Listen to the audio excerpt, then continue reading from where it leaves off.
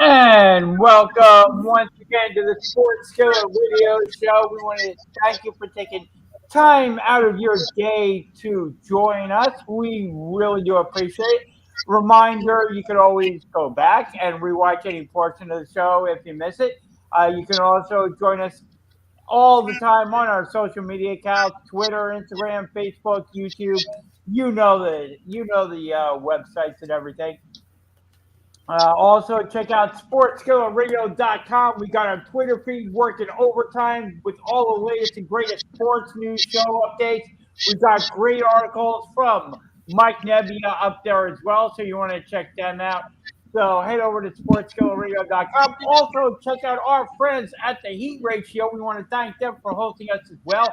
They got great shows, great programs there, so you want to check out the Heat Ratio for all the latest and greatest shows and updates there as well. A lot of great things going on with the Heat Ratio as well.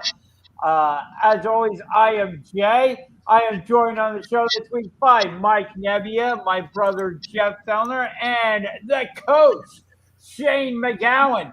And Shane, can you let everybody know how they can find you on your social media accounts? Yes, sir. You can reach me at mentaledgeperformance.ca, as well as you can reach me at mental_edge_performance. How are we doing this Sunday, gentlemen? We are great. We are fired up. And also check out Shane's stuff as well. Shane's got a lot of great things going on with Mental Edge Performance there as well. A lot of great things on his social media accounts. Jeff, a lot of interesting things going on in the world of college football this week. Coaches changing teams and everything. Let's start out with Notre Dame. They promoted their defensive coordinator, Marcus Freeman, to head coach after Brian Kelly bolted for LSU. Were you surprised at that, Jeff? What are your thoughts about the Brian Kelly leaving for LSU? Not really when you see his contract and what they offered him down there. And, look, I mean, if you're looking at it, can you really resist the temptation to go up against Sabian and Alabama? I mean, we saw what happened last night.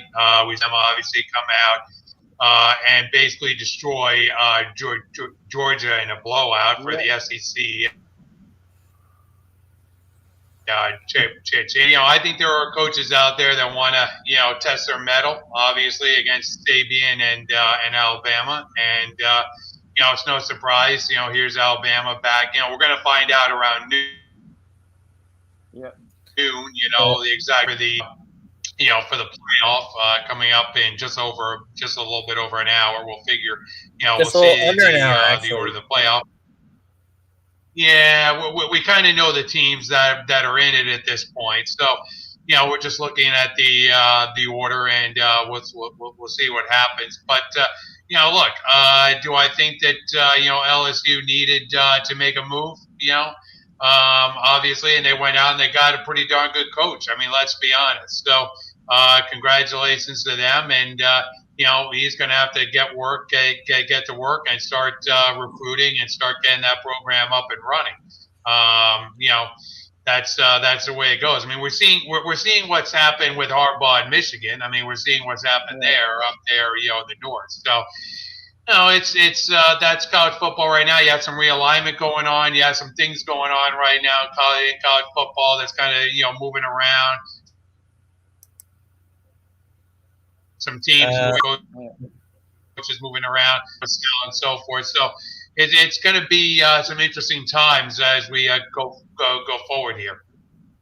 Yeah, and I will say this about Brian Kelly. I don't think, I will say this. I think I don't criticize Brian Kelly at all for making the move, because I think he had rebuilt Notre Dame into once again into a powerhouse. If you look at where Notre Dame was at before Brian Kelly came in, where Notre Dame is now, tremendous difference.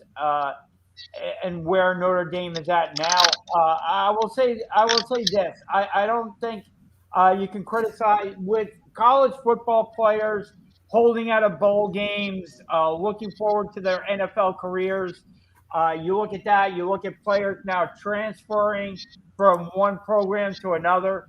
Uh, I don't criticize Brian Kelly for bolting to LSU because I think he had taken Notre Dame as far as he could possibly take Notre Dame.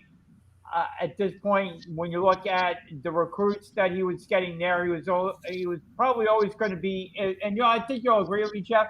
I think it was always going to be the star players were always going to be attracted more towards the Alabamas than the Notre Dames with the requirements that Notre Dame had on its college football players. So I think he was somewhat at a disadvantage there. He was going to get recruits, but not necessarily have the teams that could battle for the national championship.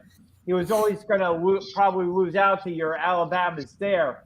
I think when you look at it, maybe the way that he left Notre Dame, Jeff, just giving them a small, maybe 10-minute speech and then leaving right after that, not really taking any questions. I think maybe that might have been a little bit off-putting to some people, but I don't think you can criticize Brian Kelly for bolting for LSU. Well, the other thing is Notre Dame is an independent in football, so that plays into it as well. They're not part of any conference. I've said for a while that I'd like to see Notre Dame join a conference, but they like being independent. They like their making their schedule the way it is. But look, I mean, if they were to, obviously, the fits that they would have naturally would be either the ACC or the Big Ten. I mean, that would be the two conferences that would fit. I vote as Big Ten. Just saying. That would fit with Notre Dame. They're in the ACC for most of the other sports that that they have in Notre Dame, but they're not in conference with in football. So that kind of does help, and it kind of hurts recruiting because again, look, but they also, and I will say this, they also have a national TV deal. So that helps them as well. The fact that they're on TV. So, it's a very lucrative job. It's one of the best jobs in college football, and coaches line up to take it, believe me. That's why I'm saying that, Notre Dame doesn't have to look far and doesn't have to, never has to go very far to find a coach. No, and they did. They promoted their defensive coordinator, Marcus Freeman, to be head coach. A very popular choice among people in Notre Dame and definitely among the team there. Marcus Freeman, definitely a popular choice to become the new Notre Dame head coach. So, yeah, you're right. They really didn't look far at all. The other big head coaching news is Lincoln Riley leaving Oklahoma to become the head coach at USC. Any thoughts on that, Jeff? Yeah, here's USC trying to become a power out there, in the pack, and they've got themselves now a name coach out there.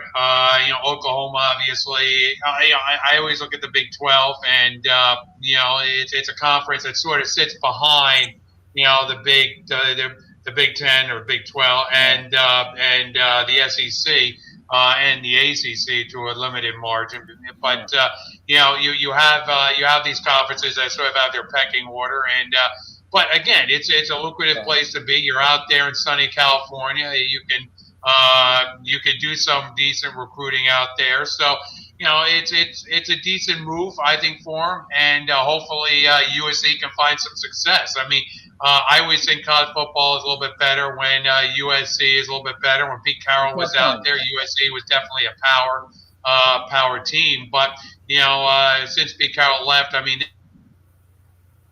they've had some issues and so forth. So we'll see what USC can do coming back here, in the next couple of years. Because as you've seen, even with Harbaugh and Michigan, it takes a little while to build in your program and to build in the recruiting. It doesn't just happen overnight. Oh, very true. And in terms of scores, we had Alabama beating Georgia 41-24.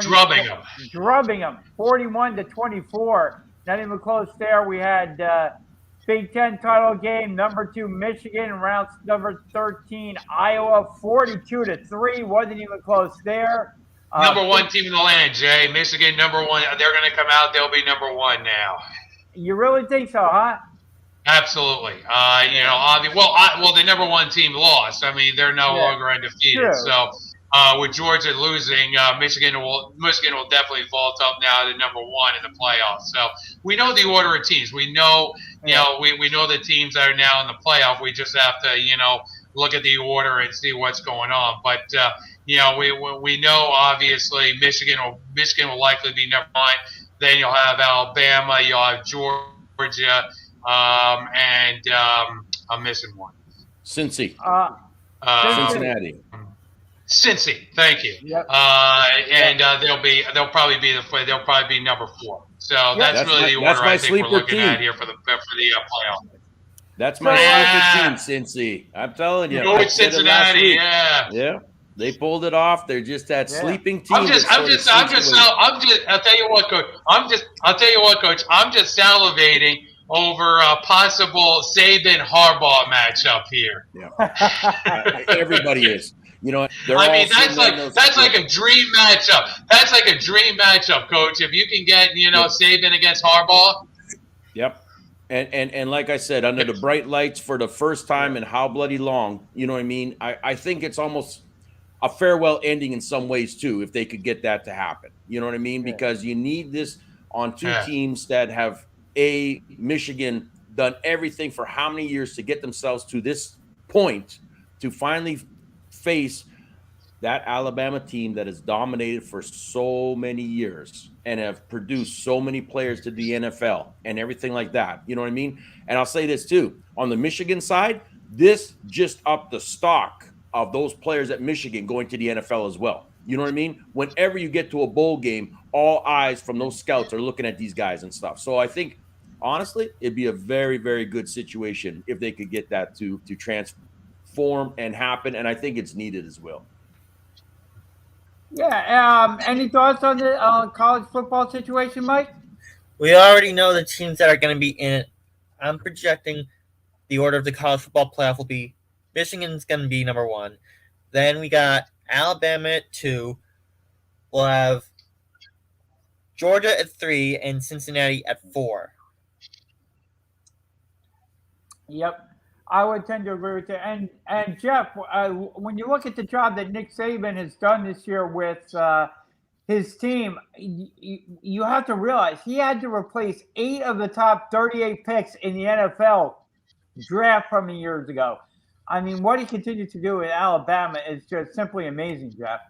The job of it's a Nick factory. Saban. I mean, that's what it is down there at Alabama. It's like a factory. They look at it every year. Saban has that team in the playoffs, so you want to go there. I mean, if you're a great player, that's one of the programs that you want to join. I mean, that's really what it is. There are like several elite programs in college football that high school players are looking at because they know they can get their high profile. They know they can get their name out because they know that look, the chances are that I'm going to have a shot here at the playoff and possibly playing for a national championship. So because that's what Saban has done. I mean, give him credit. I mean, give Saban some credit for what he's been able to accomplish over these many years. Oh, absolutely. And not only the players. I would say this. On the other side of the coin, I would say this. What a disappointing game for Georgia. I mean, really. I mean, if you're smart, you got to come out. I mean, you got to put a better performance on the field, turnovers, that kind of thing. Just not a very good showing by the Georgia Bulldogs in their home state. I mean, you're out there, you're in the Georgia Dome for crying out loud. Put a performance out there. Don't get run over with like a Mack truck for crying out loud. This is where I said they let the game get too big for them. You know what I mean? They didn't come out there and play like they should have. They allowed that game to get overwhelming them, and they didn't trust the process anymore. Nothing like that. And you can see it sinking. And Saban and his team and everybody like that has been there so many times. They've had to fight their way, through different losses and stuff like this to say, hey, we're still in this. We're still in this. And they keep fighting and fighting and fighting, and they took it to them. Georgia sat back. They got overwhelmed. They got too hyped up in their own little minds and realized that they became the underdogs instead of being the favorites in this way, and they got beaten. And like I said, it's an awakening.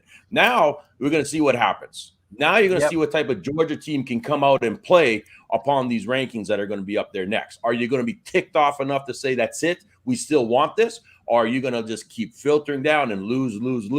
Because if that happens, that coach is going to be under a little bit of scrutiny for this too in some ways. Oh, absolutely. And you look at the mindset, coach, of Georgia. I mean, like you were saying, to come out and lose the way they did. What do you think of the mindset right now of the Georgia Bulldogs? If you could get into the mind of like their head coach and the team, what do you think their mindset is right now on this Sunday morning after losing to Alabama the way they did? They lost from the get-go. They didn't come out there fired up like they should have. They didn't come out like college kids ready to play like this was their last game. You know what I mean? That's the type of attitude in this playoff scenario, situation, everything like that. You play every game like it's your last game. They didn't come out and do that at all. They just took it as for granted as it's just another. No, it's more than just another game, especially under the bright lights like that, right? And to me, those coaches and the team leaders and captains and stuff didn't do enough. And I don't think they did enough during the week to prepare for Alabama either. They didn't prepare themselves to get themselves hyped up for this game and realize the magnitude of it. And when they got there, they got themselves overwhelmed. They couldn't handle it and stuff. And that's all it came down to. They choked under their own pressure in that way. You know what I mean? Let's call it as is. They choked under their own pressure, and that's what bombed. Now you look and say, can they rebound? That's why sometimes when teams go undefeated, throughout the whole season, it isn't always a good thing. You know what I mean? We've seen that in every sport, college to pros. Yeah. Going undefeated does not necessarily mean you are the top of that food chain anymore, because a lot of times you take things for granted. You don't prepare the way. A loss can be most beneficial during a season sometimes to elevate you to where it's most needed, which is right now. Very, very true. So we will see what goes on in the college football playoffs going forward. Jeff, one quick question as we wrap up the college talk here. If it is Alabama versus Michigan, which team would you be rooting for?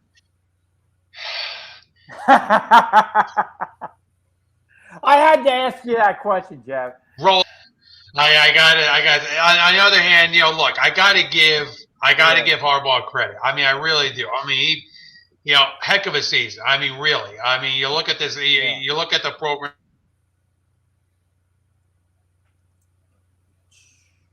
He built a team that I really do. He's built a heck of a team, and whether or not he gets to the national championship. I mean, he's in the playoff, obviously probably the number one seed at this point.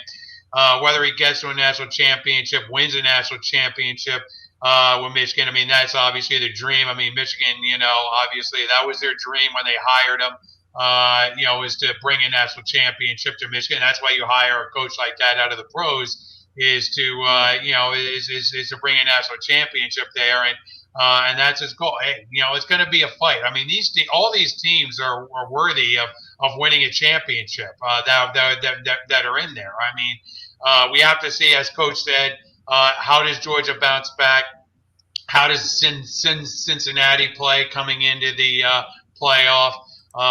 Then you look at Michigan. Obviously, they're on a roll right now. I mean, they're just steamrolling into this playoff. And then there's Alabama that is just right there. So any one of these teams can obviously come out and win. I mean, I'm not saying that I wouldn't be surprised if any of these teams come out and win the national championship.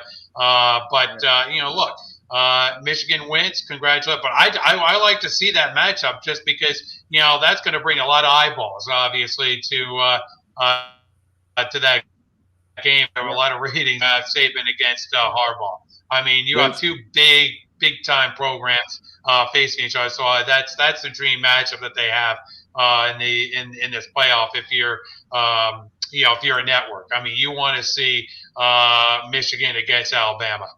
There is one thing though, Alabama just lost Mechie. Yes, it's true. He tore his ACL. You know what I mean? So that's a damaging injury. I'll tell you. It is. And it's unfortunate because it's going into your draft as well, right? You know what I mean? So it's it's a tough one for him in this aspect, as well as where you got these guys too. So Alabama will be down one exceptional receiver in this case. So now you got to look and say, okay, now what are we going to do, and who's going to fill in that spot, and kind of change up your game plan just a little bit in some ways too, because at the QB, I think this is where we got to look at it. All four of these teams, the quarterback is going to be that player that is going to make or break you in this whole scenario. You know what I mean? You could have the number one defense or whatever you want. You could have great slots, great running back, and everything like this, like a lot of these teams do. But this QB in each one of these teams is going to make or break you on the decisions they make out there and the smart reads that they can do, because that's what's going to make these games. Oh, no. Well, you don't have a Trevor Lawrence in these playoffs this year. So, obviously the Alabama quarterback is probably going to win the Heisman. I mean, I would expect that at this point. But it's not a great class. It's not a great quarterback class by any means. So it's awful. This is going to be. So if you're looking, I mean, I'm just saying, if you're an NFL fan and you're a team right now and you're up near the top and you're looking for a quarterback, you're not going to find. There's no Trevor Lawrence. There's not a quarterback. A game-changing quarterback in this draft for this year. I mean, it's almost like punt and wait for next year as far as quarterbacks go, because I just don't see it. The quarterback play that I'm seeing right now, I don't know about you, Coach, but I'm not seeing it. From any team. Especially the teams in the playoff that's going to be in there. I just don't see, the great, a game-changing quarterback in this draft. There is none. This is one of the weakest of all drafts when it comes to quarterbacks. That's why half of these NFL teams were giving up draft picks for next season, because they know that there's nothing great coming out that they need in that position. That's for sure. Or if they were looking for it, now it's like 2 years down the road. You know what I mean? So you're looking more at this draft class that's coming out are going to be D-line, O-line, and a lot more cornerbacks and defensive backs like this, with a few, your natural receivers and running backs. But you're have no QBs that are going to be those big wigs that are going to step into any NFL team. And I don't see any NFL teams looking to take anybody right away as their number one guy, because it's not needed in some things. You know what I mean? Like it's such a messed up situation right now when it comes to this draft that's going to come about. And GMs right now are kind of thinking in their heads, we need to find players at our positions that are needed now. Not so much of who is the best in certain things. In this draft class, let's look. So if I need a linebacker, I'm going to scroll down. So he might be technically maybe not till a second round, but he's my best pick. I'm taking him now. You know what I mean? Because that's just how this draft class is. So don't be shocked when you see some of this come the draft of some surprises and going, whoa, I didn't expect that. Oh, I didn't. It's now more of, I need this for my team. And I think that's what this draft class is going to do. And with the Eagles getting as many picks, the whole East Coast, for Pete's sakes, from the Giants to the Jets to the Eagles, you guys got from friggin' number 4 to like number 14, really. You know what I mean? It's like every 3. Oh, everybody's going to the East Coast. Yeah, I mean, if you look at it, just looking at, we tape this on Sunday morning, you look at it right now, the New York Jets have picks 4 and 5. Yep. The New York Giants have picks 6 and 7. And the Philadelphia Eagles have picks 8, 9, and 14. Right. In the upcoming draft. So, and again, those are fluid picks. Of course, right now the Jets are looking at it. Not only do they get their own pick, which is getting higher and higher by the week, but they also get Seattle's pick from the Seattle Seahawks. And the Seahawks that pick is going up. Right now, Seattle has the number 4 pick, but of course they traded that to the Jets in a trade. So, I mean, you look at it right now. I mean, if the Jets needed a quarterback, they could have gotten one, but they don't need one. They drafted their quarterback last year. Yep. Oh yeah. Like I said, it's not the greatest. That's why the Rams. That's why a lot of these teams said, "Here, take our picks. We'll get our players now because we want to win now. We're not worried about next year because we don't see it being a profitable draft." That's all it comes down to. The following years, a little bit differently. You know what I mean? So it's gonna be a gong show, I think, in my opinion. Oh, it definitely is. And like you guys said, I know there's going to be a quarterback that's a team is going to take that's going to be overdrafted, because that's what teams in the NFL do, is they talk themselves into taking a quarterback. But there isn't really a quarterback with a first round grade, like you guys say, coming out in next year in the 2022 draft. You can get maybe a second round grade or a third round grade on some of these quarterbacks, but a team is going to reach and take a quarterback in the first round, no question about it, because there are going to be quarterback needy teams. And that brings us into a tweet that was put out by Adam Schefter on Saturday, saying that Ben Roethlisberger privately told former teammates and some within the organization that he expects this to be his final season playing quarterback for the Steelers. And that's coming from, like I said, Adam Schefter. Jeff, what do you think about this being Ben Roethlisberger's last season? Because the Steelers haven't set up a transition plan for the Steelers right now are in a tough and very bad position.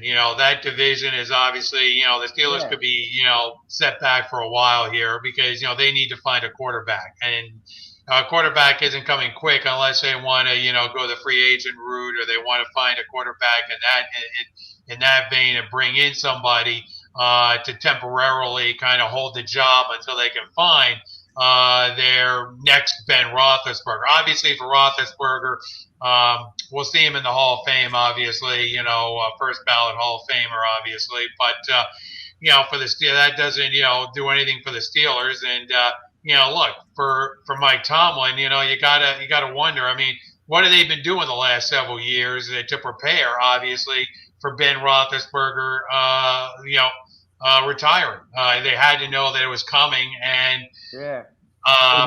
what have they done? I mean, it's it's an amazing for that organization, for the Steelers. I mean, you expect that organization, among all others, would actually prepare themselves, but that's a hole that's gonna haunt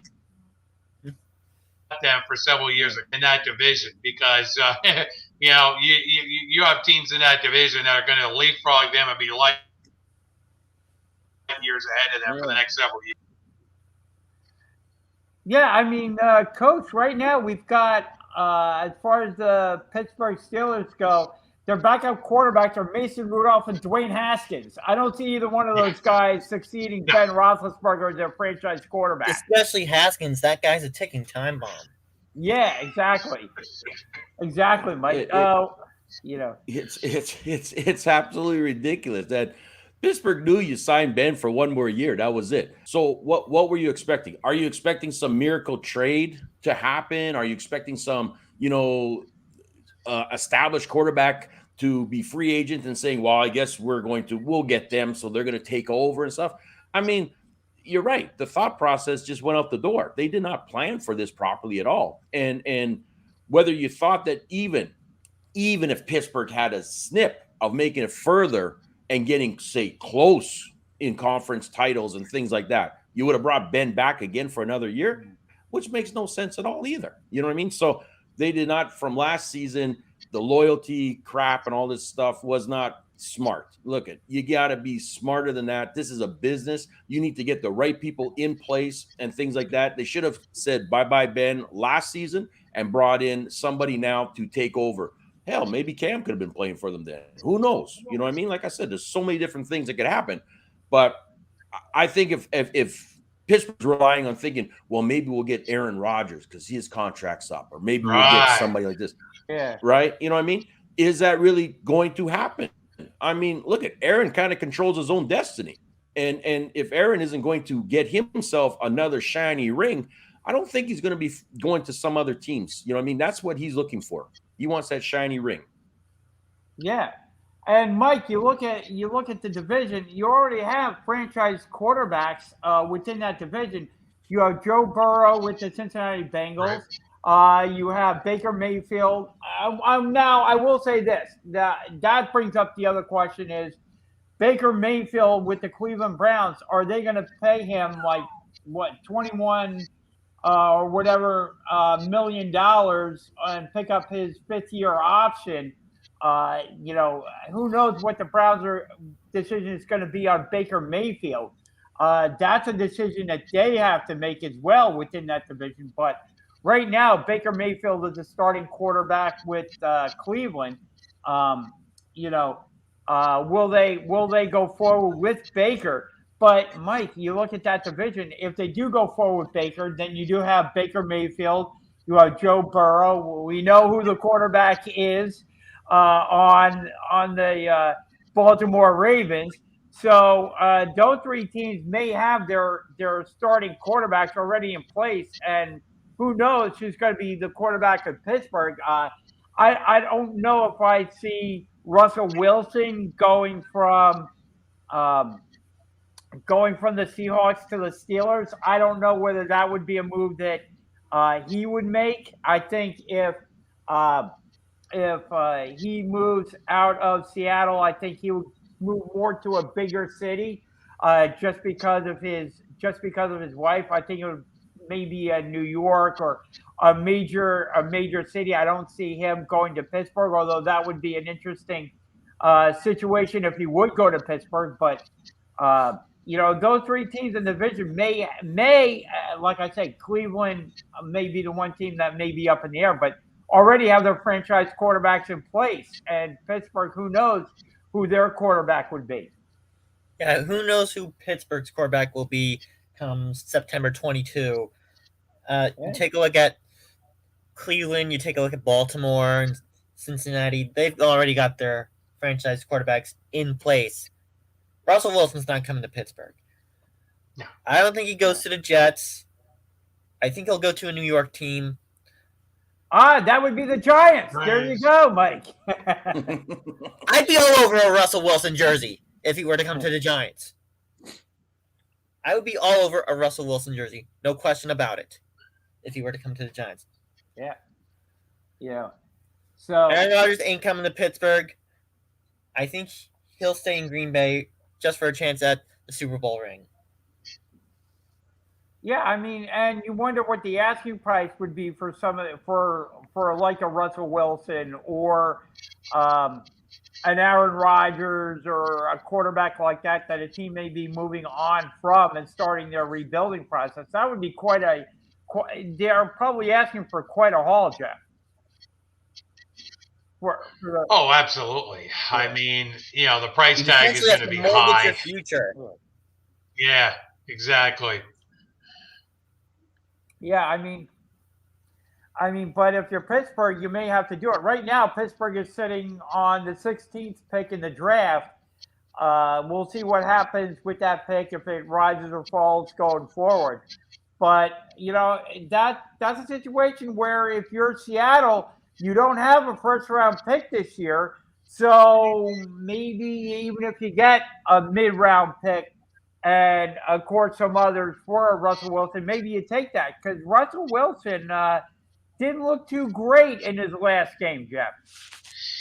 Well, I mean, it's a team around him. I mean, I don't think it's necessarily Russell Wilson himself. I think there's a lot of issues regarding Seattle beyond Russell Wilson. I still think Russell Wilson has some skills. I mean, I don't think he's totally, lost it at this point. And I think that there's going to be a team that's going to, take a flyer on him. Seattle wants to, go that route. We'll have to wait and see on that. But we'll have to see what the offseason brings. But we got some great games coming up, on the slate this week, Jay. I mean, two ends of the spectrum. You got two ends of the spectrum. I mean, you got Bills and Pats, and then you got Eagles, Jets. I mean, either you could go to one end of the spectrum, and that's what you have, which is, I'm sorry for the advertisers. Shield your eyes. For Eagles Jets, I mean, I'm sorry that you have to advertise during that game. I'm sorry for the announcers. I apologize, to everybody that that drew the short straw there and has to call that particular game. But look, you have the Manning cast going on tomorrow night. You have which is going to be the last one for a while. There's going to be one more, but this is one of the last Manning casts that you have going on for the season. you have Bills Pats. So this game is the one I'm most looking forward to on the slate this week because this is intriguing on several levels. To see what kind of level the Patriots are at and where the head coach, where the head of the Bills are right now. Because we know the Bills got to win. Okay, great, but where are the Bills right now? And have the Pats actually moved into that elite level there with this rookie quarterback? Yeah, what do you think, Coach? Hey, the Bills are the most frustrating team right now to watch because it doesn't matter if they're playing the worst team or the best team. You don't know what you're getting with the Bills right now. I don't know if I'm getting the great, Josh Allen out there, or am I getting just a mediocre? I don't. If you really think about it, how much of Stephon Diggs have you guys really heard? That combination. Allen to Diggs, the big superstar duo, everything that you don't. They've gone wayside. You know what I mean? And to me, I think this is what's probably becoming more frustrating. We always knew they didn't have a run game, which is fine. So you relied on that pass game of Beasley, Diggs, most importantly. You know what I mean? Now you're barely getting anything. You're relying on that defense to step up big time, and there are more field goals being kicked. You're winning by margins, small margins. You know what I mean? Vegas is shaking their heads going, they're supposed to be winning by 14. They barely win by 3. You know what I mean? Like I said, this is the problem. And to me, as a Bills fan, if you're out there, you're just shaking your head going, okay, we praying that we get this win. But you really are in an unpredictable team. That is what they are. They're unpredictable right now. And it's so frustrating to watch in that way that I hate to say it, but come real-time playoffs, are they going to show up? Are they going to be that team that gets wasted away? And now you got to go back and rethink about what is it that went wrong and where do we got to fix it? Because honestly, I'm looking back at week 4 and 5 where they started messing up. And I'm thinking you guys never fixed that part. And they just continued on. Win, loss. You know what I mean? And their wins have not been very, very impressive. Yeah, what do you think about the game, Mike? Bills are getting more and more frustrating by the week. You're supposed to be winning by 10, 14, 17. You're barely winning by 6. So I'm going to take the Bills in this game, but I'm not taking the points. I'm going to take the over. So you're taking the Bills minus the 2.5. So I agree with what you guys have been saying. The Bills, you don't know what team you're going to get out of this. And the one thing about New England is the head coach, Bill Belichick, what he tends to do is make you play left-handed. Whatever you do well, he will take out of the game. So if you throw the ball well, he'll do his best to take your wide receivers out. If you're a running team, he'll try and take your running game away and make you throw the ball. That's one of the things that Bill Belichick has done. And Mac Jones, as far as offensively goes, Mac Jones is starting to seamlessly start fitting into the Patriots' offense, and it seems to be improving and finding its way each and every week. And this will be a good test for Mac Jones as a starting quarterback for New England. Big marquee game, standalone game. All eyes are going to be on him, as well as Josh Allen in this one. And we're going to see if Mac Jones, if the spotlight could be too big for Mac Jones, that rookie quarterback, with all eyes on a Monday night game and all the pressure on him. Because right now, the Patriots are sitting in first place, a half a game ahead of the Buffalo Bills. Patriots are 8-4, Bills are 7-4.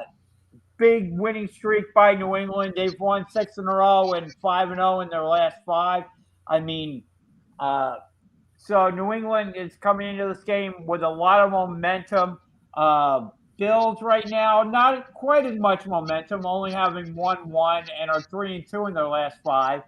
But Buffalo has not lost the division game all season, sitting at 3-0 within their division. So I'll tell you what. I'm taking the Pats in this one. I like their defense. I like the way their defense is playing. That's the underrated part of me. You talk about Mac Jones, and you look at the offense, but it's that defense right now. Belichick's defense right now that is playing on another level right now. That's really buying in and really playing as a cohesive unit. I worry about the Bills' offense going up against that defense right now. And as long as that defense can play the way it's playing, I like the Pats' chances of winning their games down the stretch. And look, they got 2 games. I mean, this is game 1. They got another game left against they got one more matchup against each other. So we'll see what happens in this first matchup.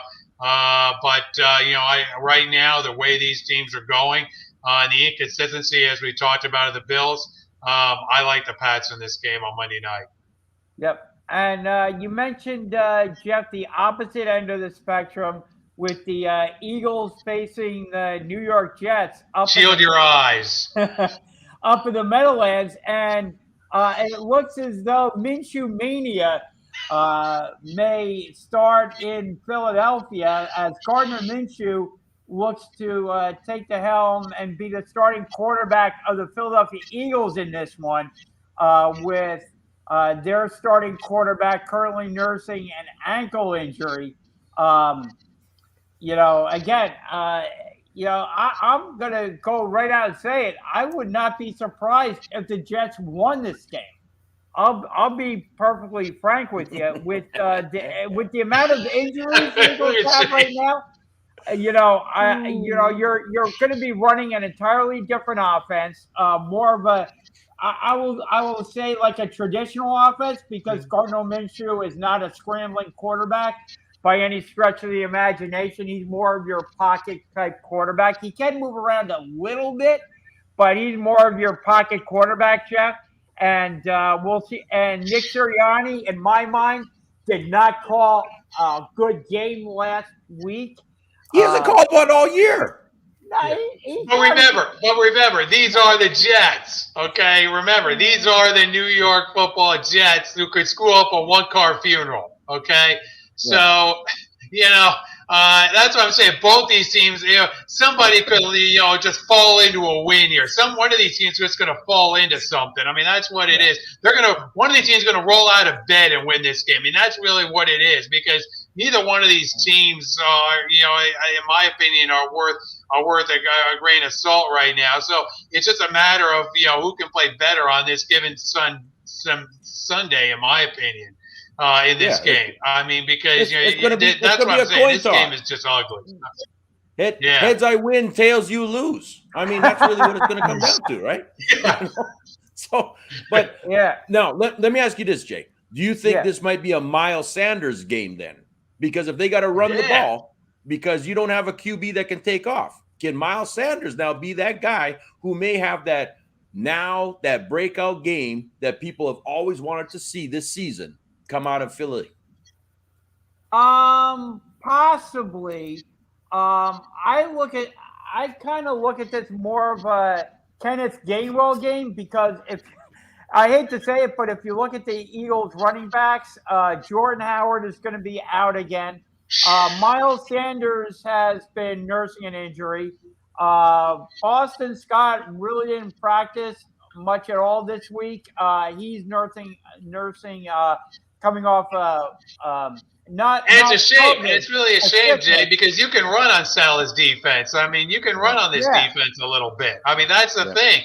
You look at the Jets, and one of the reasons you can run on Salah's defense. So that's what I mean. Miami is enough defense, but exactly. That's what I'm saying. So the fact that you're banged up at that position is a big weakness. Yeah, I mean, going into this game, Kenneth Gainwell is the only really healthy running back, because, like I said, Miles Sanders is banged up. Boston Scott had an illness that prevented him from practicing this week, although he'll probably be active during this one. So if you look at the Eagles running back, Gainwell is the only fully healthy running back that the Eagles have in this one. I mean, it's absolutely. But do they trust him? Do they trust him? I believe the Eagles do trust Gainwell. The reason he wasn't active, I believe, was last week or the week before, is just because of the numbers game, and he got deactivated. The Eagles do like Gainwell, but again, he's been the only healthy running back. So we'll see how much. Of course, you're going to be healthy when you're sitting in the stands. What I worry about is you look at the wide receivers. Will they feature Devonta Smith? Will they feature Quez Watkins, who I think are the two top wide receivers? We saw the Eagles going to Jalen Reagor to the absolute. Can he catch a ball? That's the question. Yeah. Can he actually catch a football? Yeah, that's a big thing with Reagor. I think it's a confidence issue with Reagor. He's kind of getting into a spot where he may just need to take a week off, and unfortunately, this isn't the week for him to take off. You know what he needs, Jay? You know what that guy needs? You know the movie Little Giants, and the guy had to stick him, on his hands. He needs that, he needs to get that stickum so he can, catch the football there. That's what he needs in the movie Little Giants right there. He needs the stickum right there.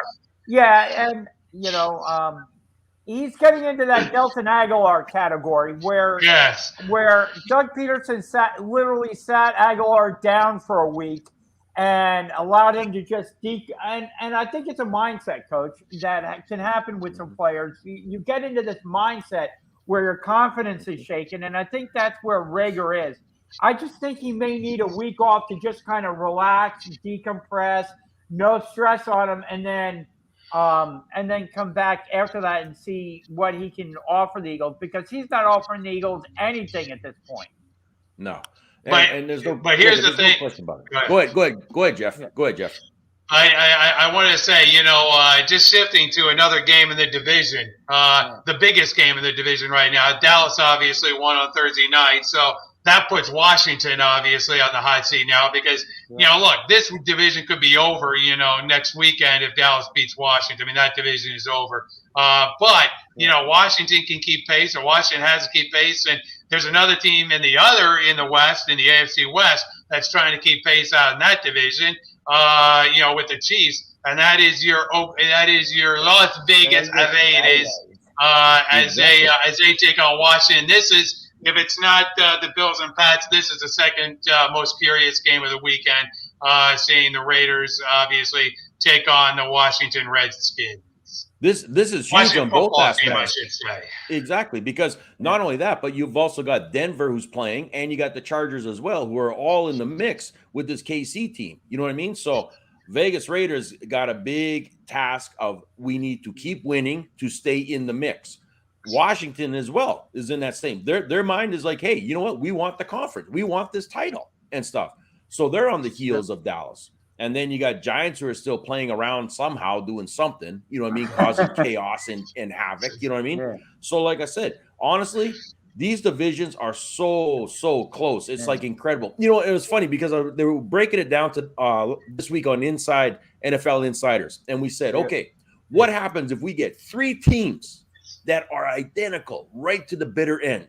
Now you got to look and say, okay, the team that wins has to have a better conference, right? Division wins. Okay, well, let's say they're tied there in that. Okay, then you got to look at the next level and the next level. You know what it finally came down to?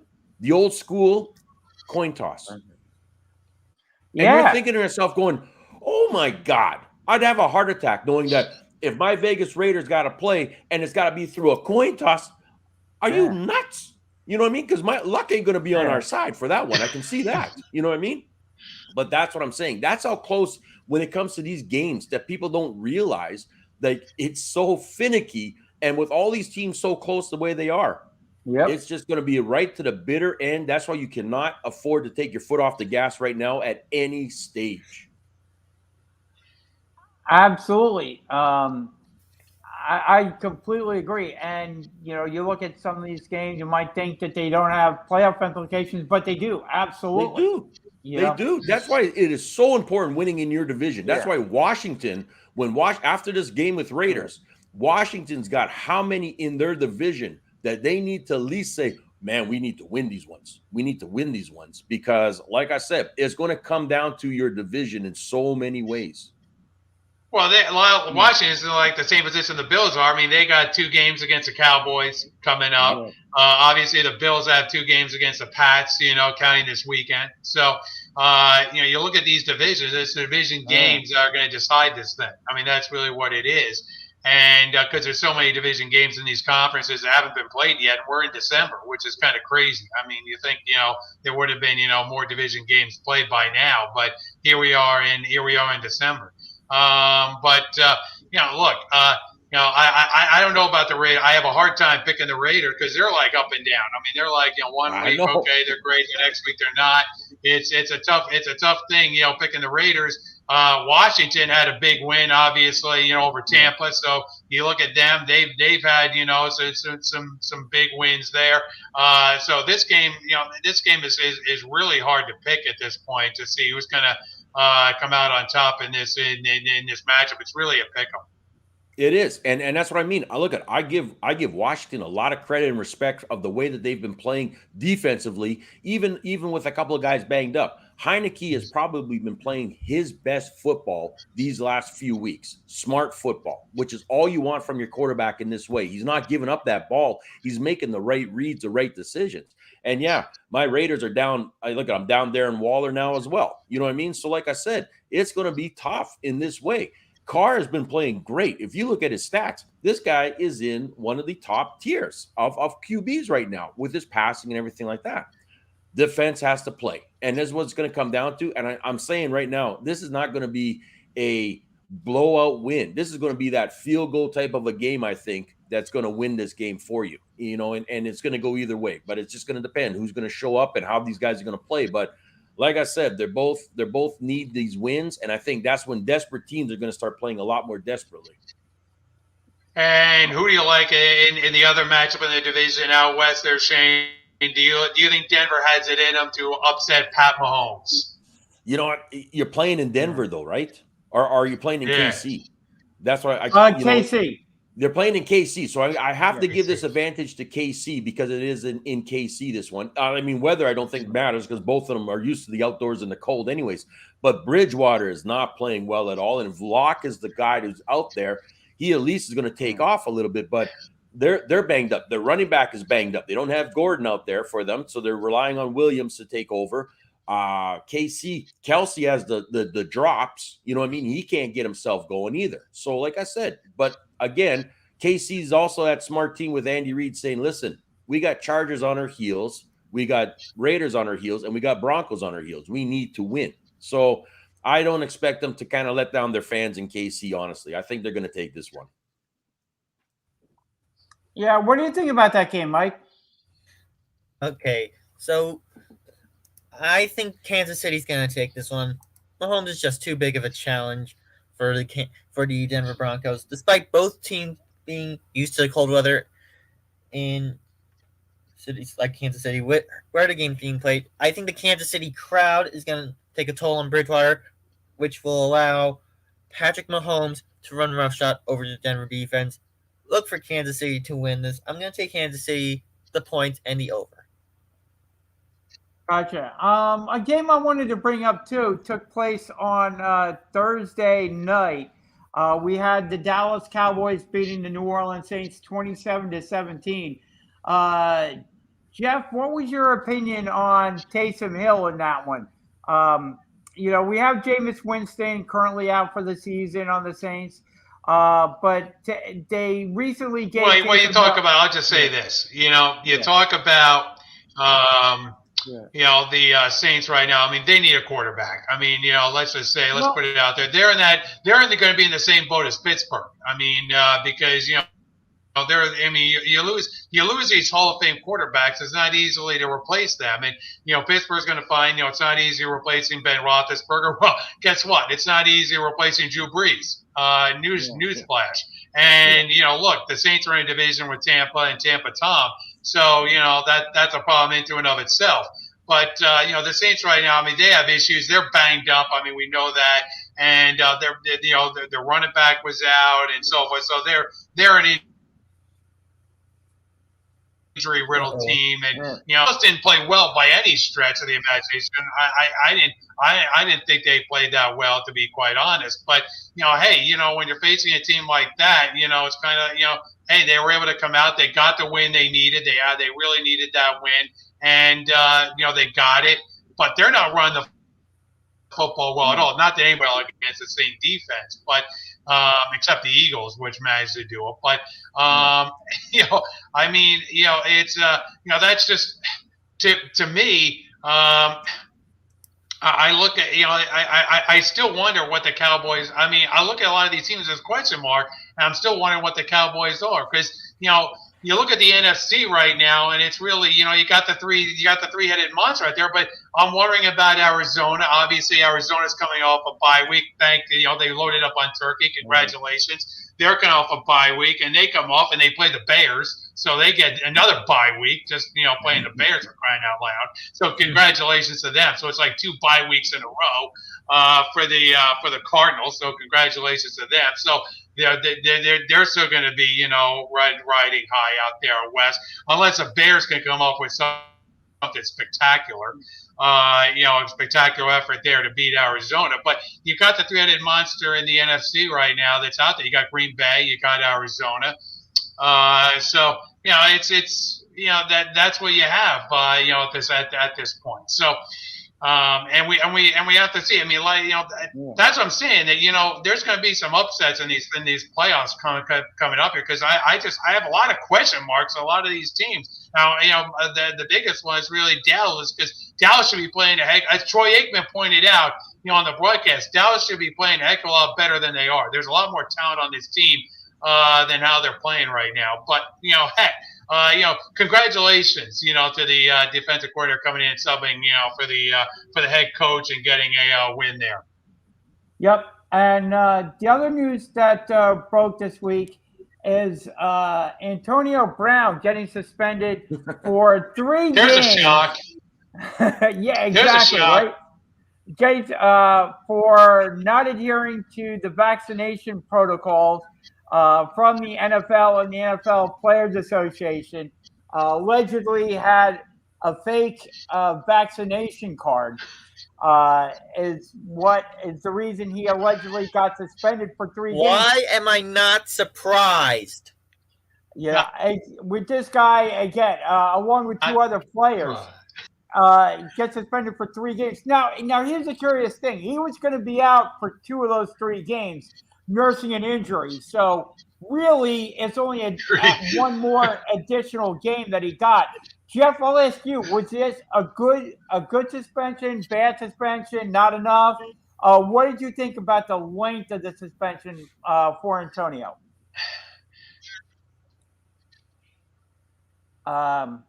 Jeff? I'm going to throw this. Look, I'm going to throw this right to Coach, because I think AB needs a little mental game coaching.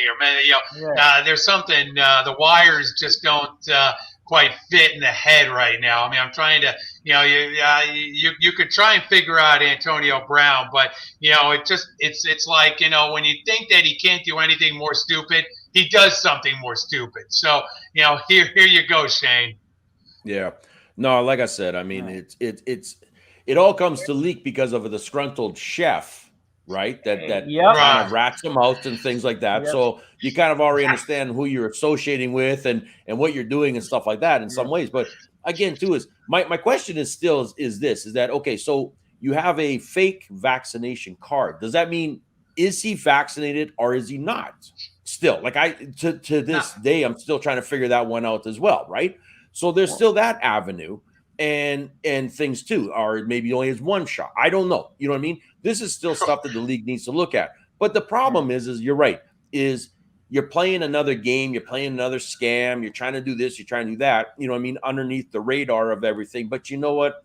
With Antonio Brown, it's always bad luck. There's always something that's going to happen and things like that. You know what I mean? And again, too, is in this situation, you went, and I thought last season when he finally kind of cleaned himself up a bit and got himself a ring and did everything in the right order, he was on the right path. But then you could see that slide happening again. You know what I mean? Little things here and there and everything like this too. Now he's right back to it where it's all coming to tuition. And here's the thing, Bruce Arians is not going to put up with this. You know what I mean? And when neither is Brady. So, no. And why should they? Right? I mean, look at they want to make sure that everybody is smart, safe, and doing their job, but also they want to win. And you don't want to have that crap in your locker room, especially at this time. You know what I mean? You've already got enough pressure going in. You got to make sure that all you guys are healthy and ready to go. So really, I'd be expecting a little bit more coming now from the team, possibly, as well as not just with the league on certain things. And we'll see how that moves forward and stuff like this. But like I said, it's still a little bit of an unknown. But yeah, AB needs some help. There's no question about that. I'll be the first. And I said it many, many moons ago. The man needs a little bit more consistent help and not just, okay, I'm good attitude. No, you got to be better than that. Yeah, what did you think about this story, Mike? First of all, I'm not surprised that Antonio Brown would pull this kind of crowd. He's a diva. He's a ticking time bomb. He's just not good for the NFL. Only reason he's still in the NFL is Tom Brady. So, again, I'm not surprised one bit. Only reason this is coming to light is because of the disgruntled chef, like Shane McGowan has said. And really, this is just an extra game that he's suspended for. So, the punishment is very light. Because the NFL already knows he's sitting out 2 games with an injury. Why not just make it the rest of the season? Bingo. Totally agree with you, Mike. Because here's the thing, and Jeff, I'll correct me if I'm wrong, but having a fake vaccination card in this day and age is a felony, right? I mean, that's something that he just committed a felony that you can go to jail for. So this is a big thing because you not only put yourself at risk, but you put those around you at risk and those people around them at risk as well. And it's for something stupid for not wanting to go along with the vaccination protocols that the NFL and the NFL Players Association jointly put in place. It's not something that the NFL just kind of mandated. They worked with the Players Association and put these protocols in place. And you look at it, there are several players within the NFL circles that are currently not vaccinated. Carson Wentz, not vaccinated. The wide receiver on the Buffalo Bills, not vaccinated. But they adhere. They know the inherent risks. Aaron Rodgers. Aaron Rodgers, exactly. They know the inherent risks that are involved. They know the NFL protocols that were put in place, and they said, okay, knowing what my work environment is going to be like, knowing what I'm going to have to do, I voluntarily decided now I'm currently vaccinated, but in their mind, they said that they were not going to get vaccinated and they were going to adhere to the protocols. And you want to make that decision, and that's fine. More power to you. I don't personally agree with that, but here's the dealio is the fact that, yes, they're adhering to those policies that are in place and not getting around it, and they're masking, putting on the mask and doing what they have to do to adhere to those policies so that they don't put themselves or others at risk, and they're adhering to those policies. Here's the thing, Jay. It's like Mike said. You got divas that are in these leagues, in the NBA, in the NFL, and so forth, that believe, hey, look, I don't have to be vaccinated. I can get away with it. Yada yada. Like I said, they put their teams at risk, or they put or they put others around them, at risk. So we're going to face another conundrum, because here's the thing: what is being vaccinated now that you have to get a booster, right? So what is really being truly vaccinated going to mean now that you don't have to get? what is going to be the definition of being fully vaccinated? That's going to be the question that people are going to ask now, because now you got the third shot. So now it's not just 2 shots, it's 3 coming out. That's coming out now, because that's going to be the big deal coming out in sports now. Is, well, are you truly vaccinated? Does that mean you've got your booster shot? Yeah, very true. Absolutely. But I think just what he did to just get around the protocols is something that's crazy. And like you guys brought up too, he wasn't Bruce Arians' choice to come on the team. That was all Tom Brady to bring him onto the team. So I think he's hanging on by a thread as to being a wide receiver on the Tampa Bay Buccaneers. And I think the next strike, and he may be off of the Buccaneers, and Bruce Arians may put his foot down and and say, Tom, I like you, but we got to get rid of him, and I really do, because that was Tom Brady's sticking up for Antonio Brown and bringing him onto the Buccaneers. So I think Arians may put his foot down if anything further happens with Antonio Brown on the Tampa Bay Buccaneers. Tom Brady's got to knock some sense into Antonio Brown. He tried, but we saw what happened. He's been trying his level best to knock some sense into Antonio Brown. Now he's got to lay down the law. Yep. And now go ahead. Go ahead, Shane. No, I'm just, like I said, now we're going to see what happens as we move forward and stuff like this with these guys. But speaking of Tampa Bay, are we going to be picking some games here? Because I got a feeling it's going to light up a little bit of Atlanta. Yes. So, Shane, I'll start with you this week. What are your big 3 games of the week? Oh, I'm going to try to go for some sure ones, but it never seems to work here. But I'm going to pick the Rams over Jacksonville. I'm going to take the Colts over the Texans, and I'm going to go with Tom over that Atlanta team, that struggling Atlanta team. Gotcha. Okay, Jeff. Point for my playbook, huh? Okay, Mike. Let's go with you. What are your big 3 games of the week? Well, Shane is pulling from my playbook, so I'm going to go with Arizona over Chicago. I'm going to go with Minnesota over Detroit, because Detroit Lions. And I'm going to go with Baltimore over Pittsburgh. Ooh. Very good. And Detroit Jeff, might get their win, though. I don't know. Jeff, I'm going to go, obviously, Colts over the Texans. I'm going to go easy here. Colts over Texans. I'm going to take the Vikings, obviously, over the Lions. And I'm going to pick a tough game here, and I'm going to take the Pats over the Bills. All right. Nice. I'm gonna go along with you guys. I do think the Indianapolis Colts will beat the Houston Texans, and when they do, the Eagles will secure that their Colts number 1 pick, because Carson Wentz will have played enough snaps to get the Eagles that first-round draft pick off of the Indianapolis Colts. So say bye-bye to that first-round draft pick, Colts, when Carson Wentz gets not necessarily the win, but plays enough snaps in this one. I also like, and I'm surprised you didn't take this one, Jeff. I also like the San Francisco 49ers to beat those Seattle Seahawks, who are currently reeling right now.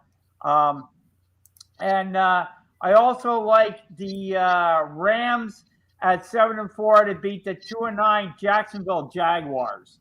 I think those are my three picks of the week. And before we get out of here, got to bring up one more topic: the fact that Jeff, baseball closed its doors, shut down.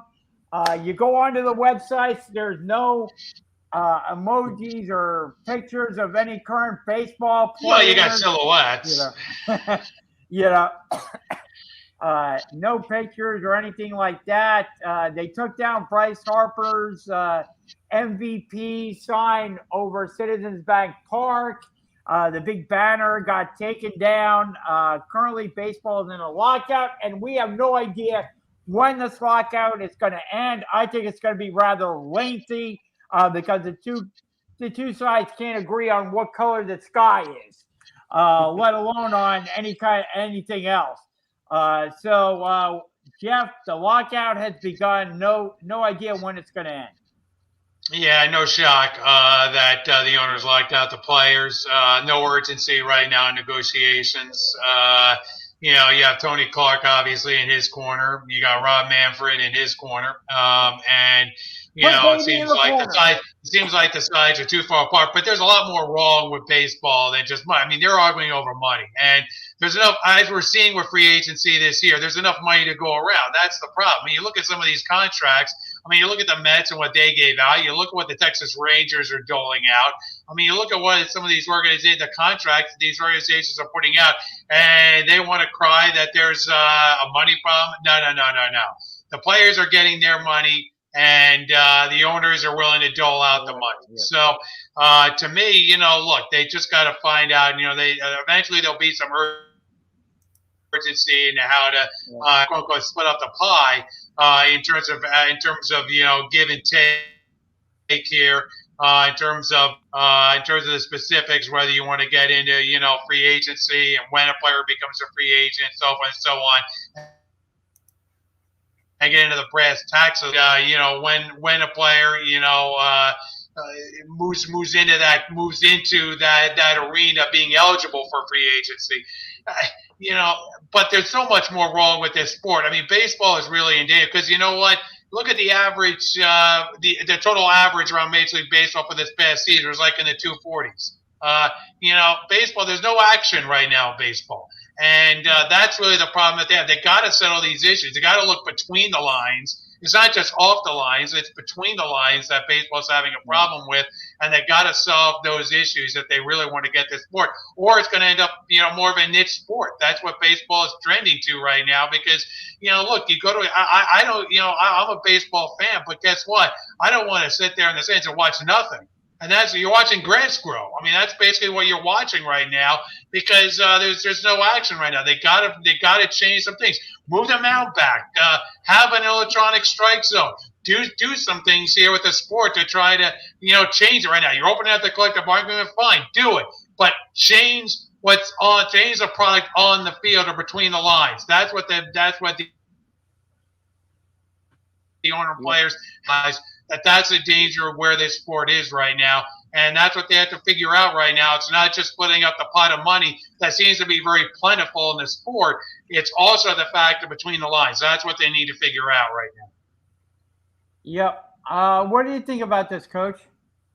Yeah, no, we talked about this how many years ago where we said they are losing the younger viewership.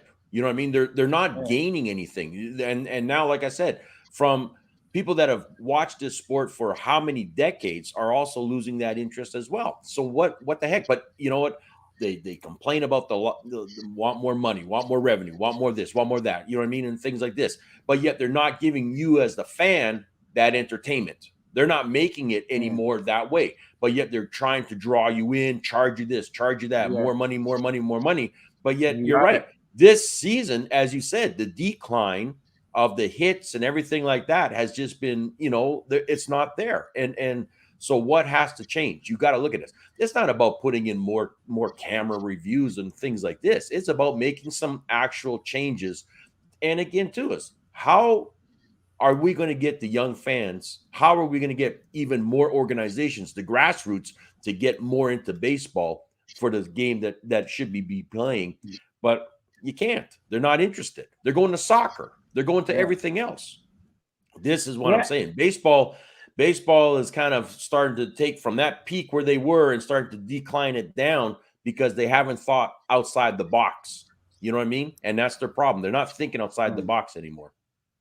And here's the thing I worry about, guys, is the fact that right now, it's, we're taping this in December, and there's not a real backlash against baseball. Some people are starting to get a little put out or whatever. Okay. Nobody cares. That's the problem. Nobody cares. Well, Yeah, but here's what I'm going to tell you, Jeff. One of the things that baseball fans like to do is go to spring training games. A lot of people take off from work and make an annual pilgrimage down to Florida or Arizona every year. They have this as part of their lifestyle.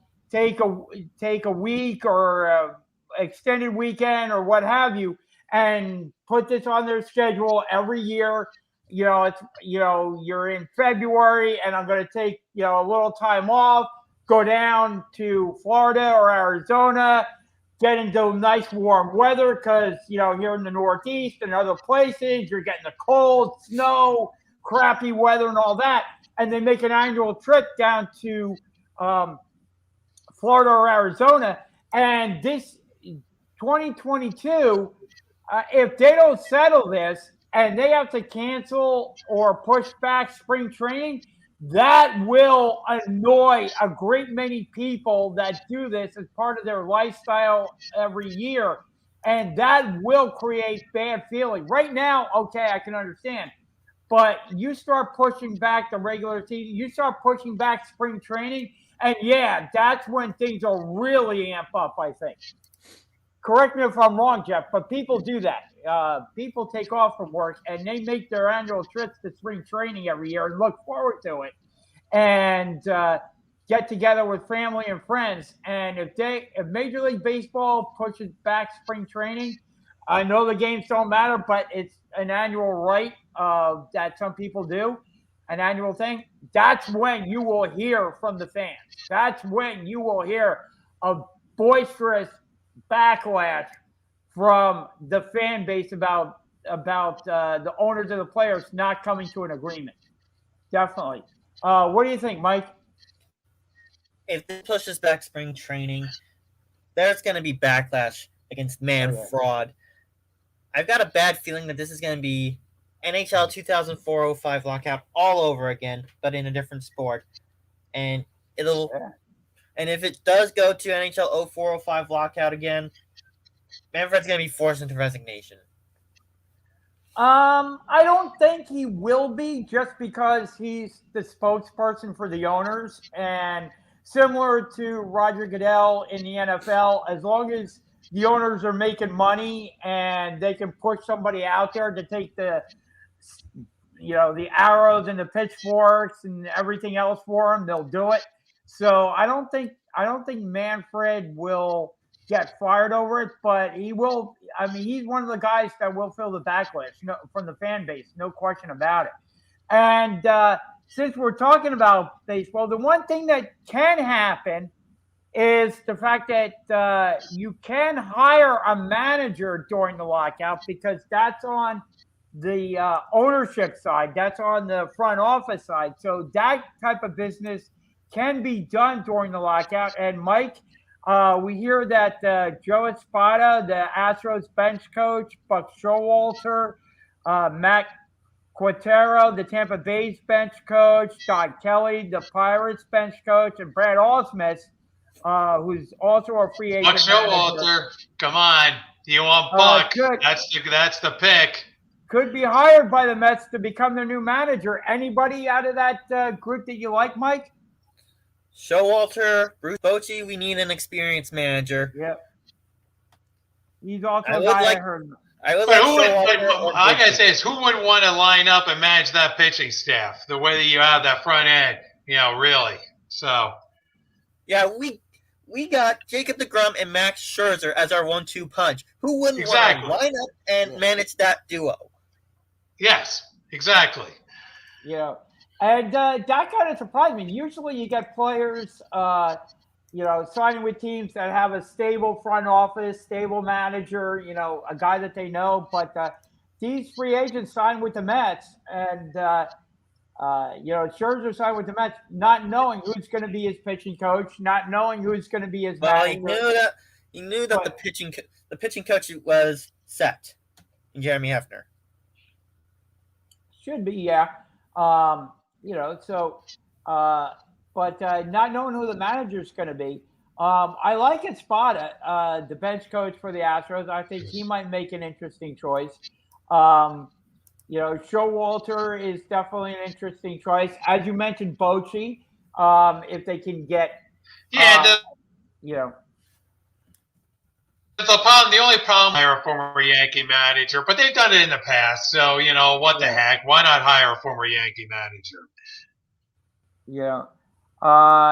Espada's familiar with Epler, the GM from their shared time together in the Yankees organization. So Deirdre in for Espada. I haven't heard. There's no mention of Curtis Granderson. Not surfaced. Ooh, the Grandy man. He was a manager that got dismissed for the Mets for. Or Beltran, I mean, got dismissed. So you don't hear those guys' names being brought up. Beltran would probably be a bench coach, or a hitting coach. That would be interesting. I mean, I wouldn't mind that for the New York Mets. Save yourself, like I say, just save yourself a lot of aggravation and grief, and just go to safe route and hire Showalter, and that'll be fun. Or Bochy. Yeah, or Bochy, one or the other. Just go the safe route. You don't have to go. You don't have to go exotic. You don't have to go. Extreme here. Just go this. The Mets. Just go the safe route. Yes. Yeah, exactly. So that it's going to be interesting because the Mets can move forward. Meanwhile, Jay, the nothing. Free agency. So congratulations to the Phillies. Yes, free agency is over. Until they get the new TBA signed. Yeah. So whoever the team has, you don't get to see their likeness on MLB or any of the websites. Those have been sanitized. So whoever team has now is who they have. There were a little bit of a free agent frenzy, but there's still some free agents that are still hanging out there. Kyle Schwarber is still hanging out there, as well as some others. So there's still some big fish in the pond for some Chris teams. Bryant. Chris Bryant is still out there. He's probably going to sign after the lockout, and the Mets are being linked to him. Yeah, because the Mets are spreading money like a drunken sailor, like you wanted them to do, Mike, all those years ago. Finally. You got a multi-billionaire owner. He is spending like a drunken sailor, trying to get this team back to their winning ways. I think he's just trying to get the payroll over the Dodgers. That's what I'm trying. He's just trying to move that payroll that much higher than the Dodgers. Yeah. Yeah, but if you're, I'm projecting next season's payroll to be over 325 million. Could be. I mean, like I said, he's maybe not holding back at all. Like I said, I don't know what we don't know what the TBA is. As soon as Epler was hired as GM, Steve Cohen probably said, "Okay, Epler, I've got all this money. Do what you got to do to make this team a contender." Yep. I definitely think that. I mean, that's what, if you're a fan of the teams in the National League East, that's what you're worried about with Cohen coming in there. It took him a little bit. It took him a year, but now he's throwing the money around. Yeah, if you're a team in the NL East that's not the Mets, you're worried about Cohen and his now $23 billion net worth. Yes. Yeah. Absolutely. Because, like I said, if he can sign Scherzer, he can sign other free agents will definitely come to the team because that's what you look at. You look at who's the manager. If he can sign Scherzer, he can definitely sign Brian. He can definitely. And I'll tell you something. Don't overlook the Marlins. The Marlins are moves. Derek Jeter. Yeah.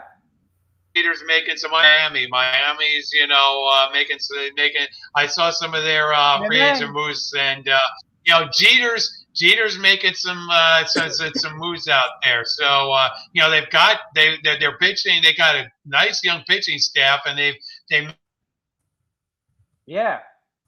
made some nice. Watch out for Miami. Yeah, I mean the Phillies have been focusing on their front office and rebuilding that this all season. You can kind of see with the additions that Dave Dombrowski has made that he's focusing internally. With the and made some good hires there, but it's going to take the Phillies a bit of time to get the organization kind of turned around. And you wonder if you're Phillies, Jeff, wasting away the career of Bryce Harper, the National. Well, that's just the thing. I mean, those years are going away now. I mean, those years are ticking off. I mean, it was a 13-year deal, and all of a sudden now you look around and it's a 10-year contract now, and all of a sudden you're going to turn around and it's going to be a 5-year deal. Right. I mean, that's what it is. And you're tied. Bryce Harper's tied into the Phillies, and the Phillies are tied into Harper. So neither one is going anywhere. And it's a top-heavy team. I mean, that's what the Phillies are. They're top-heavy. They have guys that are right there near the top. They have MVP, Cy Young type players, and then the bottom falls out of the organization. That's the problem that the Phillies have. They don't have really anybody in the middle to try to carry the team. So that's a problem for the Phillies, and unfortunately they're in a division with the big spender Mets, the world champion Atlanta Braves, and the improving Miami Marlins. Washington is kind of a wash because they're kind of rebuilding now from where they were. But hey, you're in this division, and like it or not, it's going to be a tough O in this division now. Oh yeah, no question about it, and that's why you have to, that's why I think Dombrowski realized what was going on and went out and started rebuilding the front office this offseason, getting talented individuals in there in the front office that know what they're doing. That came. But here's a problem, Jay. You can talk about Dombrowski when he's been there. Is that he likes to rob the minor league system to get major league talent. There's not a lot of talent in the Phillies minor league system, so he needs to build that up before he can actually start trading those players to get major league talent. That's the problem that Dombrowski has, and that's the problem the Phillies have in hiring Dombrowski. I call him Dombrowski, but we'll see. But there you go. Yep. We will see. Mike, any NASCAR news for this week? Anything come across the wires with NASCAR? It was just Champions Week in Nashville. Nothing too important right now. I'll be monitoring the silly season wire to see who goes where. And to go along with Champions Week in Nashville, there was some news regarding the Nashville Fairgrounds Speedway. The city of Nashville has approved a plan to revitalize the 3/5 mile short track in Nashville to get it ready to host NASCAR Touring Series races again. Cup, Truck, and Xfinity Series. The track hasn't hosted any NASCAR Top Touring Series races since 2000. It has not hosted the Cup Series since 1984, so this is going to be a step in the right direction to get one of the founding tracks back on the NASCAR schedule. And I think I've mentioned North Wilkesboro Speedway before. Work has begun on that track to get it ready for NASCAR again. Very cool. I want to mention hopefully as soon as 2023. Hopefully. That will be really cool. I also wanted to mention a feel-good story from this past week. We had the Notre Dame preparatory freshman boys basketball team. They had a conference call that they had set up. This call high school. They unintentionally added Buccaneers cornerback Sean Murphy Bunting to their call, and they had wanted to call Notre Dame Prep Center Luca Gasparoni, and instead of calling Luca Gasparoni, they dialed Murphy Bunting's number. It was apparently a difference of just one digit, and instead of putting in the right number, they put in the wrong digit, and they ended up with Murphy Bunting on there. And Murphy Bunting had, saw his phone went off, and he asked him, do you want, am I supposed to go on this call? And they were like, yeah, if you're Luca. But I've heard this story, and they ended up getting Tom Brady too. So yeah, that was a good thing about Murphy Bunting, and of course this was a FaceTime call, and Murphy Bunting, got the high school players FaceTime with Rob Gronkowski, wide receiver Mike Evans, defensive back Richard Sherman, running back Leonard Fournette. Fournette FaceTime with the boys for like 10 minutes while Tom Brady was finishing up a meeting. Brady finishes up the meeting, comes out of the locker room, and they were like, "Hey, you want to talk to Tom?" And Fournette kept them on the call, and then that was so cool. And Brady comes out, and he's like, "What's up, fellas?" And then they literally lost their minds when they saw Tom Brady on their FaceTime call. And Tom Brady came out, said it was really fun.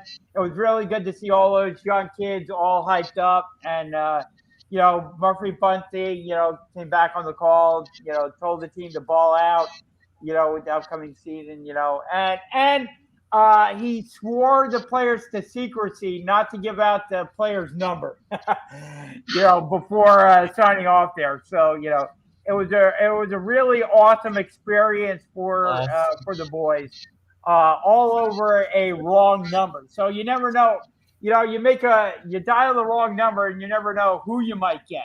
And in this case, it turned out to be an awesome experience for those kids. It was just plain awesome.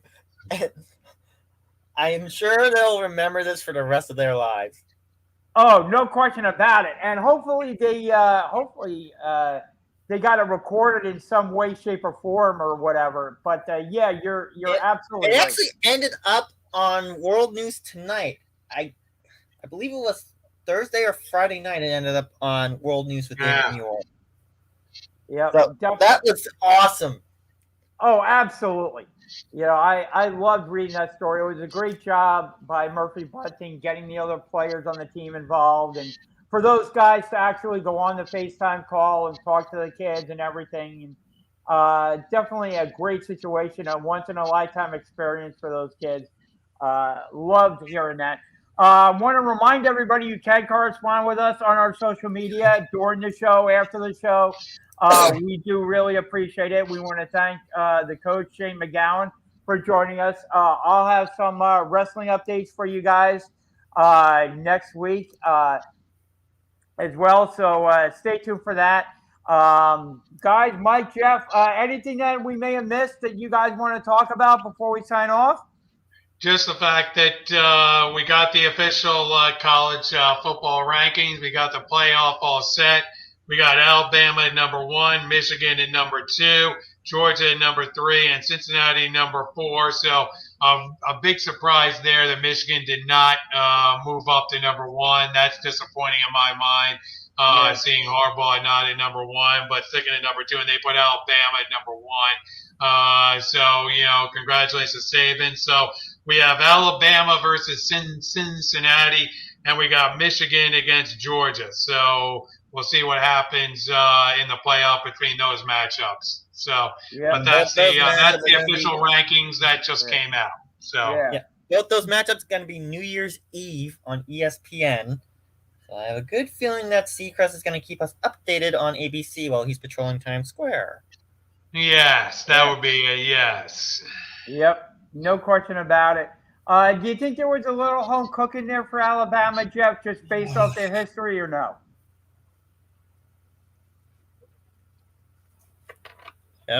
Jeff, do you think there was a little home cooking there for Alabama being named number 1 just based off of their history? Yes. I totally agree with you there. Agreed. Yep, totally agree. All right. So, again, we want to... Michigan earned Yeah. Michigan earned the 1 ranking. Why wouldn't they move up to number 1? I mean, that just makes sense. I mean, look, the number 1 team lost, so why don't they move up to number 1? I mean, they didn't do anything but route their championship game. So I don't understand why Michigan wasn't number 1. I know Alabama won big too, but by the same token, Michigan was ahead of them going in. So I think there's going to be some talk, obviously, about why Michigan wasn't given number 1. So. Yeah, absolutely.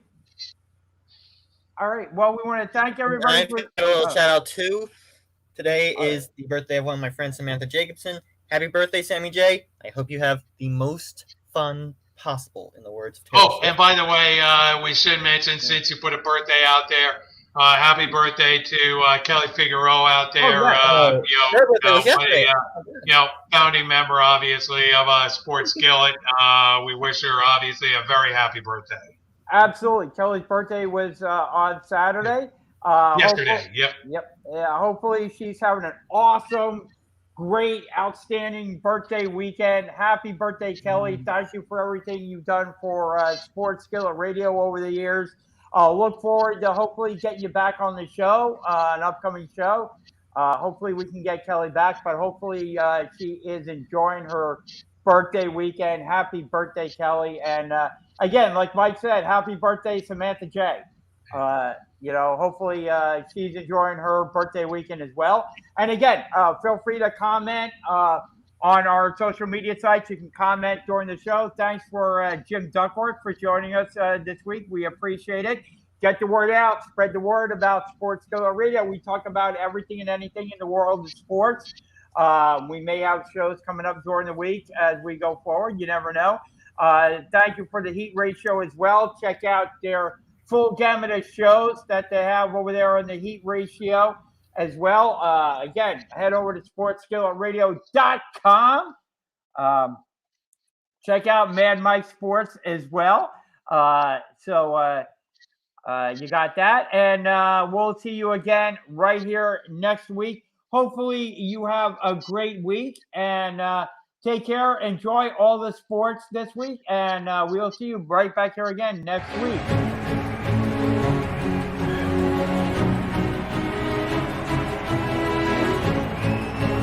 The bases loaded and one out. Fouls it down deep to right field. Way up there and way out. Second deck walk-off home run. Grand slam Braves homer.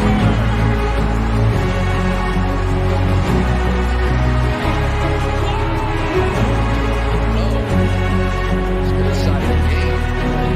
Fourth and goal.